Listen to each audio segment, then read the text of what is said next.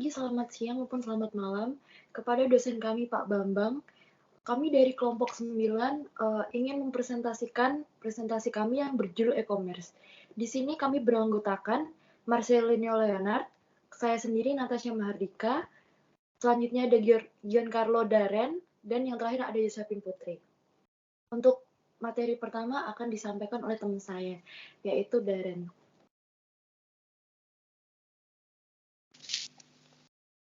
Baik, saya akan menyampaikan materi pertama mengenai e-commerce dan internet. E-commerce mengacu pada penggunaan internet dan web untuk bertransaksi bisnis. E-commerce adalah tentang transaksi komersial yang diaktifkan secara digital antara organisasi dan individu. Berarti, sebagian besar transaksi yang terjadi melalui internet dan web. Commercial transaction itu dia melibatkan pertukaran nilai, misalnya uang, di seluruh organisasi atau batasan individu sebagai imbalan atas produk dan layanan. Kenapa e-commerce berbeda? E-commerce dapat berkembang begitu pesat karena sifat unik dari internet dan web. Next. Baik, sekarang saya akan membahas mengenai sifat-sifat internet dan web. Yang pertama, ada e-commerce everywhere, atau e-commerce ada di mana-mana. E-commerce ada di mana-mana itu artinya tersedia hampir di mana-mana dan setiap saat, sehingga memungkinkan untuk berbelanja melalui desktop di rumah, di kantor, atau bahkan dari mobil dengan menggunakan smartphone. Yang kedua ada global reach atau jangkauan global. Teknologi e-commerce memungkinkan transaksi komersial lintas budaya dan batas-batas nasional jauh lebih nyaman daripada yang biasanya terjadi pada pasar tradisional. Akibatnya, ukuran pasar e-commerce bisa dikira-kira sama dengan ukuran populasi online dunia, yaitu sekitar lebih dari 2 miliar. Kemudian yang ketiga ada universal standard atau standar universal. E-commerce digunakan oleh seluruh negara di dunia dan memungkinkan komputer manapun untuk terhubung dengan komputer lain yang terlepas dari platform teknologi yang digunakan tiap individu. Sebaliknya, kebanyakan teknologi perdagangan tradisional berbeda dari satu negara ke negara berikutnya. Misalnya standar televisi dan radio berbeda di seluruh dunia. Kemudian ada yang keempat yaitu richness atau kekayaan. Nah, kekayaan yang dimaksud di sini adalah kekayaan informasi yang mengacu pada kompleksitas dan isi pesan. Dengan teknologi yang semakin maju, web memungkinkan untuk mengirim pesan yang kaya akan informasi dengan teks, audio, dan video secara bersamaan ke banyak orang. Kemudian yang kelima, yaitu interaktif. Yang dimaksud yaitu teknologi e-commerce bersifat interaktif. Berarti memungkinkan komunikasi dua arah antara pedagang dan konsumen. Misalnya televisi. Kalau melalui televisi itu kita tidak dapat mengajukan pertanyaan apapun kepada pemirsa atau melakukan percakapan dengan penonton dan tidak dapat meminta agar informasi pelanggan dimasukkan. Sebaliknya, semua aktivitas ini dapat dilakukan pada situs web e-commerce. Interaktivitas memungkinkan pedagang online untuk melibatkan konsumen dengan cara yang mirip dengan pengalaman tatap muka, tetapi dalam skala global yang sangat besar. Kemudian yang keenam ada personalization atau customization. Pedagang dapat menargetkan pesan pemasaran mereka kepada individu tertentu dengan menyesuaikan pesan dengan nama, perilaku, minat, dan pembelian seseorang sebelumnya. Teknologi tersebut juga memungkinkan kustomisasi yang mengubah layanan atau produk yang dikirim berdasarkan preferensi pengguna. Mengingat interaktif sidar teknologi e-commerce, banyak informasi tentang konsumen dapat dikumpulkan di pasar pada saat pembelian. Dengan bertambahnya dalam kepadatan informasi, banyak informasi tentang masa lalu pembelian konsumen dan perilaku dapat disimpan dan digunakan oleh pedagang online. Next.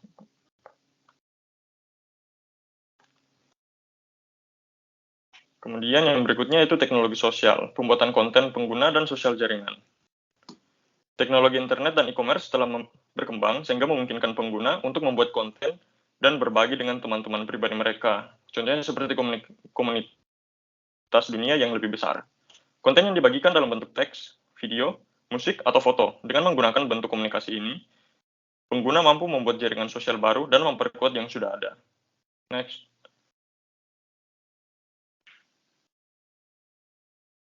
Kemudian ada konsep kunci dalam e-commerce, pasar digital dan barang digital di pasar global.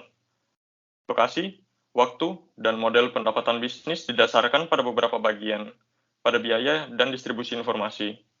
Internet telah menciptakan pasar digital di mana jutaan orang di seluruh dunia dapat bertukar sejumlah besar informasi secara langsung, instan, dan gratis. Akibatnya, internet telah mengubah cara perusahaan menjalankan bisnis dan meningkatkan jangkauan global. Next. Baik, untuk materi berikutnya akan dilanjutkan oleh teman saya, Yosefin Tias Putri Utami. Baik, untuk selanjutnya adalah e-commerce, di mana bisnis dan teknologi. Nah, di sini e-commerce sendiri artinya kombinasi yang menarik dari model bisnis dan teknologi informasi baru. Nah, di sini jenis e-commerce itu dibagi jadi 3, ada B2C, B2B, dan C2C. Kalau B2C itu business to consumer, ini melibatkan produk retail dan layanan kepada pembeli individual. Jadi intinya perusahaan untuk pembeli individu perorangan. Contohnya itu adalah Lazada dan juga Blibli. Terus ada B2B atau business to business, ini melibatkan penjualan barang dan jasa antar bisnis. Jadi intinya jual beli barang dan jasa tapi antar perusahaan, jadi perusahaan dalam perusahaan. Contohnya itu di Alibaba.com dan juga Amazon. Kemudian yang terakhir ada C2C atau konsumen to konsumen. Ini melibatkan konsumen yang menjual langsung ke konsumen lainnya. Jadi penjualannya itu antar konsumen. Contohnya itu di eBay dan juga Bukalapak. Kemudian untuk selanjutnya itu ada model bisnis e-commerce. Jadi karena adanya perkembangan zaman ke arah teknologi yang udah modern dan lebih maju, makanya itu tuh membentuk sebuah konsep perekonomian yang baru. Nah, internet sendiri itu punya nilai yang bisa memberikan fondasi bagi produk dan layanan yang baru.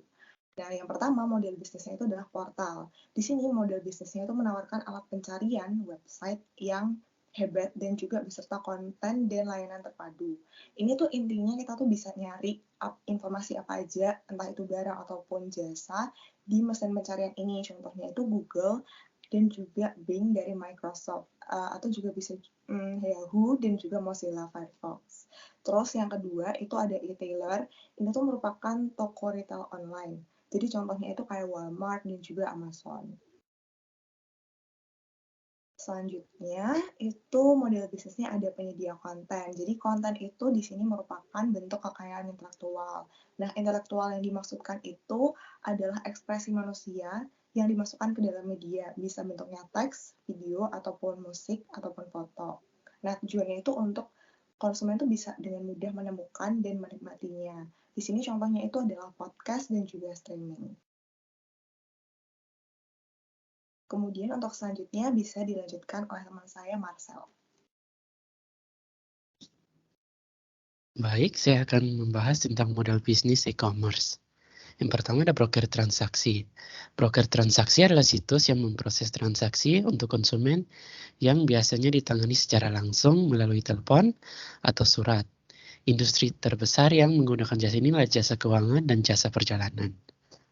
Proporsi nilai utama broker transaksi online adalah penghematan uang dan waktu, serta menyediakan inventaris produk keuangan dan paket perjalanan yang luar biasa di satu lokasi.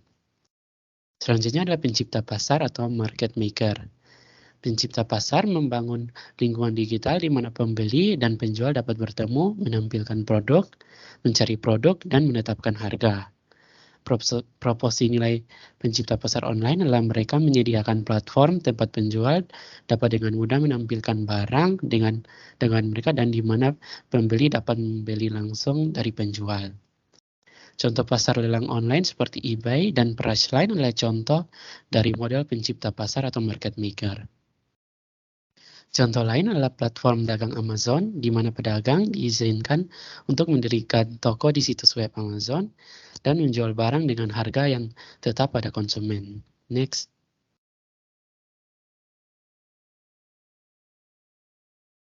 Selanjutnya ada penyedia layanan.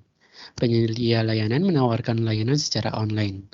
Aplikasi web 2.0 berbagi foto dan situs online untuk percadangan dan penyimpanan data, semuanya menggunakan model bisnis penyedia layanan. Perangkat lunak bukan lagi produk fisik, baik dengan CD di dalam kotak, namun semakin banyak perangkat lunak sebagai layanan atau SaaS, yang dimana Anda berlangganan secara online daripada membeli dari pengecer. Google telah memimpin pengembangan aplikasi layanan perangkat lunak online seperti Google Apps, Gmail, dan layanan penyimpanan data online. Next. Selanjutnya ada penyedia komunitas.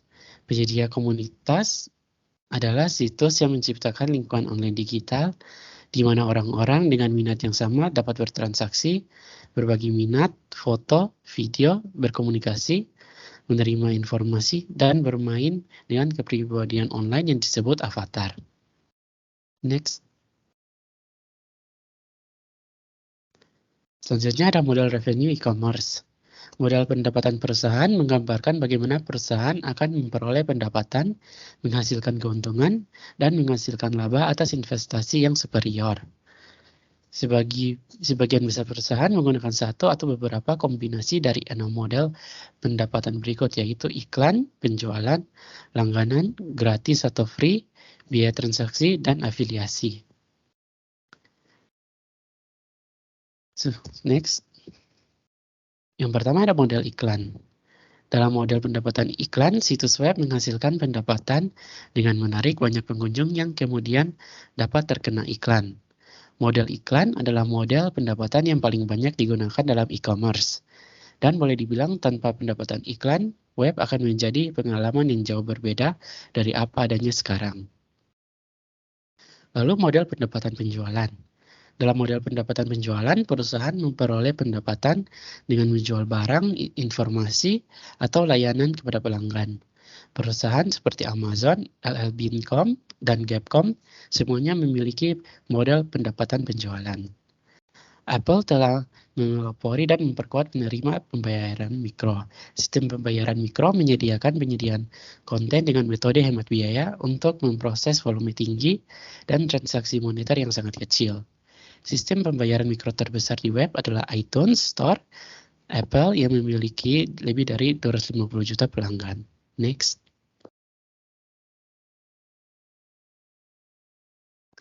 Selanjutnya ada model pendapatan berlangganan. Dalam model pendapatan berlangganan, situs web yang menawarkan konten atau layanan mengenakan biaya berlangganan untuk akses ke beberapa atau semua penawaran secara berkelanjutan. Penyedia konten sering menggunakan model pendapatan ini. Misalnya, versi online Consumer Report menyediakan akses ke konten premium seperti penilaian, ulasan, dan rekomendasi terperinci pada orang-orang yang berlangganan pada mereka. Lalu ada model pendapatan bebas. Dalam model pendapatan bebas atau free, perusahaan menawarkan layanan dasar atau konten secara gratis, sambil mengenakan premium untuk fitur lanjutan atau fitur khusus. Next. Selanjutnya ada model pendapatan biaya transaksi. Dalam model pendapatan biaya transaksi, perusahaan menerima biaya untuk mengaktifkan atau melaksanakan transaksi. Misalnya di eBay menyediakan pasar lelang online dan menerima sedikit biaya transaksi jika penjualan dari seorang penjual berhasil menjual barang. Selanjutnya ada model pendapatan afiliasi. Dalam model pendapatan afiliasi, situs web atau situs web afiliasi mengirim pengunjung ke situs web lain dengan imbalan biaya rujukan atau persentase pendapatan dari penjualan yang dihasilkan. Next. Selanjutnya Web 2.0, jaringan sosial dan kebijaksanaan orang banyak. Salah satu area pendapatan e-commerce paling cepat berkembang adalah layanan online Web 2.0. Layanan Web 2.0 yang paling populer adalah jejaring sosial, yaitu tempat pertemuan online di mana orang-orang dapat bertemu teman-teman mereka. Contoh jejaring sosial adalah Facebook, Tumblr, LinkedIn, MySpace, dan masih banyak jejaring sosial lainnya. Next. Selanjutnya ada wisdom of crowds atau kebijaksanaan orang banyak. Menciptakan situs di mana ribuan bahkan jutaan orang dapat berinteraksi, menawarkan bisnis kepada perusahaannya itu, cara baru untuk memasarkan dan mengiklankan, serta untuk menemukan siapa yang suka atau membenci produk mereka. Dalam sebuah fenomena yang disebut dengan kebijaksanaan orang banyak, beberapa orang berpendapat bahwa sejumlah besar orang dapat membuat keputusan yang lebih baik mengenai berbagai topik atau produk daripada satu orang atau bahkan komite ahli kecil. Perusahaan juga bisa menggunakan kebijaksanaan orang banyak dalam bentuk prediksi pasar. Pasar prediksi ditetapkan sebagai pasar taruhan peer-to-peer, di mana peserta bertaruh pada hasil tertentu. Katakanlah penjualan, ribuan produk baru, desain untuk produk baru, atau pemilihan politik. Selanjutnya akan dilanjutkan oleh teman saya, Yosefin.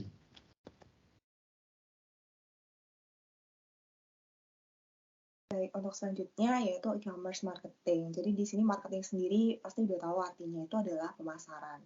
Nah, di sini ada pemasaran e-commerce ada 4, yaitu mesin telusur, data mining, recommender system, dan juga email. Yang pertama mesin telusur yaitu sebuah cara menggunakan strategi berbayar untuk meningkatkan visibilitas pencarian. Jadi di sini intinya kita tuh menggunakan sistem berbayar dari seperti Google ataupun Bing Microsoft tadi untuk bisa muncul di barisan paling atas yang bentuknya itu iklan atau ads. Nah, terus yang kedua adalah data mining.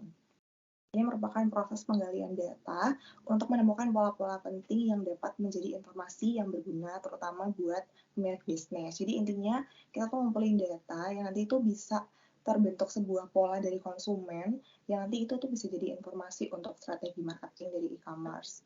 Terus yang ketiga adalah recommender system. Nah, ini tuh adalah sistem yang merekomendasikan suatu item yang sering kita temui sehari-hari. Jadi kalau misalnya kita sering cari misalnya barang-barang tertentu, nah nanti tuh biasanya muncul untuk rekomendasi-rekomendasi yang cocok buat kita gitu. Terus yang keempat ada email. Ini tuh cara memasarkan produk atau jasa melalui email secara rutin kepada customer tertentu yang dituju. Untuk contohnya, yang pertama ini mesin telusur seperti yang udah saya bilang tadi, contohnya di Google dan juga Bing dari Microsoft. Ini bisa kita lihat ya. Jadi kayak kita cari aja tumbler ataupun tote bag, di paling atas itu pasti udah ada e-commerce yang akan muncul. Bisa lihat ini di atas Shopee dan juga Tokopedia. Di Bing juga sama, Tokopedia. Terus kemudian contoh yang kedua ada data mining. Ini contohnya dari Instagram Insight, jadi bisa kita lihat nih konsumen tuh suka banget replies ataupun share ataupun klik profil kita kalau misalnya kita tuh lagi upload konten tentang apa. Kalau misalnya yang baru-baru ini kan biasanya trennya adalah K-pop. Nah, biasanya itu kita dapat insight yang besar dari kita tuh upload sebuah K-pop. Makanya di sini membentuk suatu tren kalau di marketing, bisa kita lihat di sebelah kanan itu semua iklan dari e-commerce itu menggunakan unsur K-pop. Terus selanjutnya ada contoh dari recommender system. Ini sama, jadi sebelumnya misalnya kita search lampu pentol gitu, terus nanti waktu kita buka e-commerce itu udah ada nih tulisannya pilihan lainnya untukmu atau rekomendasi habis kita search lampu pentol gitu. Terus kemudian yang terakhir adalah email. Jadi ini adalah contoh e-commerce yang udah ngirimin promosi-promosi mereka, iklan-iklan mereka ke email pribadi kita gitu. Kemudian masuk ke B2B e-commerce. Di sini ada efisiensi baru dan hubungannya. Jadi seperti yang udah dijelaskan di awal, B2B ini adalah bentuk transaksi jual beli yang dilakukan antar perusahaan, jadi perusahaan dengan perusahaan lainnya. Nah, ini ada contoh beberapa B2B e-commerce yang ada di Indonesia, bisa Indo Trading, MBIS, Rolali, BC, dan lain-lain. Nah, terus konsep B2B sendiri itu sebelum ada e-commerce, sistemnya itu ribet karena dia tuh pakai proprietary, itu tuh salah satu perangkat lunak yang cuma bisa diakses perusahaan. Jadi pertukaran datanya itu lebih kompleks. Dan itu beda sama jaringan industri swasta karena mereka itu udah pakai sistem extranet. Jadi extranet itu bisa kita lihat di sini ya udah kayak corporate social media, terus juga udah partner collaboration. Jadi jaringannya tuh jadi lebih luas. Dan juga sekarang itu ada yang namanya pasar bersih atau e-book atau juga net marketplace. Nah, ini tuh intinya kita sebagai konsumen itu bisa beli dari banyak suppliers dan begitu juga sebaliknya. Jadi suppliers itu juga bisa menawarkan barang-barangnya mereka atau produk-produk mereka itu ke banyak konsumen. Ini adalah contoh grafiknya. Jadi seperti yang udah dibilang tadi, kita sebagai buyers itu bisa beli dari banyak suppliers dan begitu pula suppliers itu bisa nawarin ke banyak buyers lewat net marketplace. Gitu. Kemudian di sini di net marketplace sendiri itu tuh mostly ada 2 jenis produk. Yang pertama produk langsung dan yang kedua itu produk tidak langsung. Kalau produk langsung itu artinya produk yang langsung berhubungan dengan sistem produksi perusahaan. Jadi dia itu intinya barang mentah yang nanti tuh diproduksi lagi sama perusahaan lain. Nah, ini tuh contohnya adalah lempengan baja yang nanti itu akan diproduksi jadi mobil. Jadi kayak bahan dasarnya mobil gitu. Terus kalau yang produk tidak langsung itu artinya produk yang tidak langsung berhubungan dengan sistem produksi perusahaan. Jadi intinya kayak barang yang udah jadi yang tinggal dipakai sama perusahaan. Contohnya itu adalah alat perkantoran kayak printer, terus kursi, brankas, dan lain-lain. Kemudian untuk selanjutnya bisa dilanjutkan oleh teman saya, Natasha. Baik, saya akan melanjutkan tentang mobile digital platform dan mobile e-commerce.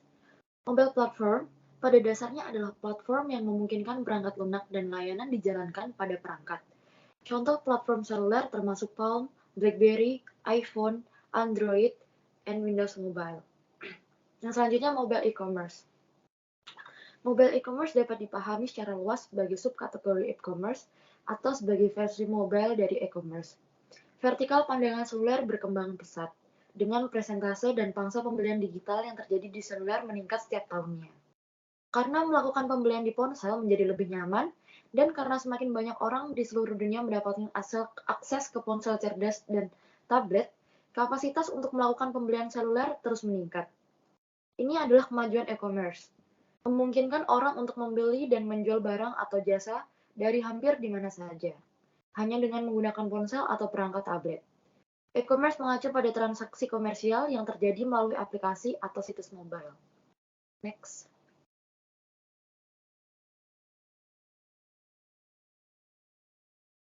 Sebelum kita ke layanan berbasis lokasi, kita perlu mengetahui tentang layanan dan aplikasi di e-commerce itu apa saja.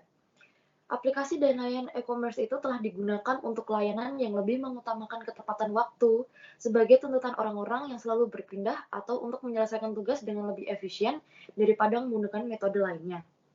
Nah, salah satu dari layanan dan aplikasinya terdiri dari yang pertama ada layanan berbasis lokasi. Wikitude menyediakan jenis browser khusus untuk ponsel pintar yang dilengkapi dengan sistem penentuan posisi global atau yang biasa kita sebut dengan GPS. Dan Kompas yang dapat mengidentifikasi lokasi yang tepat dan di mana telepon tersebut diarahkan. Apa sih itu GPS? GPS atau Global Positioning System adalah sistem navigasi berbasis satelit yang terdiri dari setidaknya 24 satelit. GPS berfungsi dalam segala kondisi cuaca dimanapun di dunia, 24 jam sehari tanpa biaya berlangganan atau biaya penyiapan. Cara kerja GPS sendiri yaitu satelit GPS mengelilingi bumi 2 kali sehari dalam orbit yang tepat. Setiap satelit mengirimkan sinyal unik dan parameter orbit yang memungkinkan perangkat GPS untuk memecahkan kode dan menghitung lokasi tepat dari satelit. Penerima GPS menggunakan informasi dan trilaterasi untuk menghitung lokasi pasti pengguna. Next. Selanjutnya ada perbankan dan jasa keuangan. Bank dan perusahaan kartu kredit meluncurkan layanan yang memungkinkan pelanggan mengelola akun mereka dari perangkat mobil mereka. Jasa bank adalah semua aktivitas bank, baik secara langsung maupun tidak langsung, yang berkaitan dengan tugas dan fungsi bank sebagai lembaga intermediasi, yaitu lembaga yang memperlancar terjadinya transaksi perdagangan dan memperlancar peredaran uang, serta memberikan pinjaman kepada para nasabahnya. Next. Selanjutnya ada periklanan dan retail nirkabel. Naik turunnya pasar iklan mobil saat ini dipengaruhi oleh banyaknya perusahaan karena mencari untuk memanfaatkan database baru lokasi-lokasi informasi yang lebih spesifik.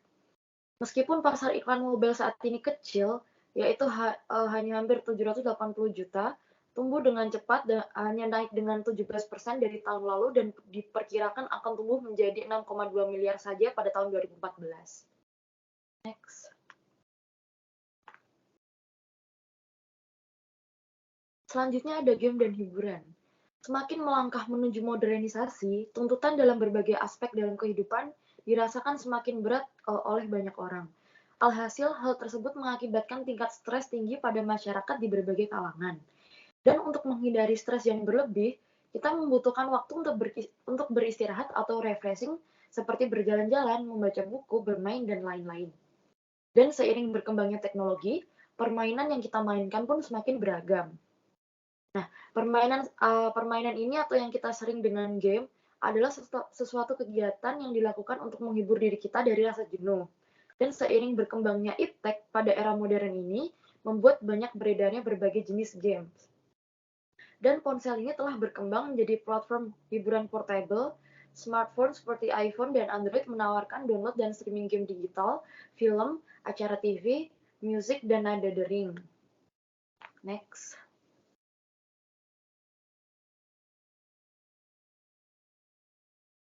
Dan yang terakhir ada gambar di 10.11 ini, itu memberikan gagasan tentang ukuran relatif berbagai komponen biaya situs web.